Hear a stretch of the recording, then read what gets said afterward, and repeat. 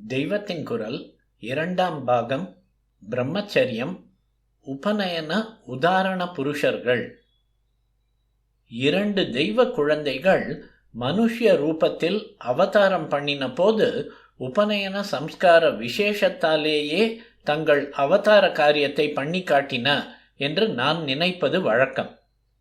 வேத மதம் நலிவடைந்த போது அதை புத்துயிர் கொடுத்து ஸ்தாபித்த சங்கரரும் ஞான சம்பந்தரும் தான் அந்த குழந்தைகள்.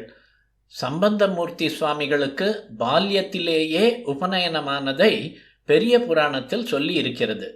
நான்மறை ஞான சம்பந்தன் என்று அவரே வர்ணித்து கொண்டிருப்பதிலிருந்து 4 வேதங்களையும் அவர் அத்தியனம் பண்ணினார் என்று தெரிகிறது.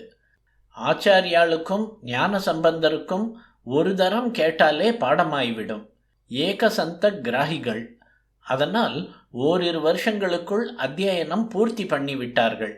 கற்றுக்கொள்ளாமலே தாங்களாக சகல வித்தைகளையும் தெரிந்து கொள்ளக்கூடியவர் அந்த இருவரும். ஒருவர் சங்கரர் பரமேஸ்வர அவதாரம், மற்றவர் சம்பந்தர் சுப்பிரமணியரின் அவதாரம். அப்படி இருந்தும் அவர்கள் உபநயன சம்ஸ்காரமாகி காயத்ரி மந்திர உபதேசம் பெற்ற பின்பே அவதார காரியத்தை விசேஷமாக செய்து காட்டினார்கள் என்றால் இது அந்த சம்ஸ்காரத்தின் அவசியத்தை சாதாரண மனுஷியர்களான நமக்கு அழுத்தமாக தெரிவிப்பதற்குத்தான்.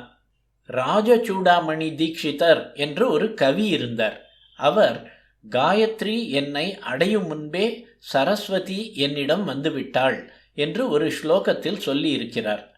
காயத்ரி உபதேசம் பெறுகிற 8வது வயசுக்கு முன்பே அவர் கவி பாட ஆரம்பித்து விட்டார்.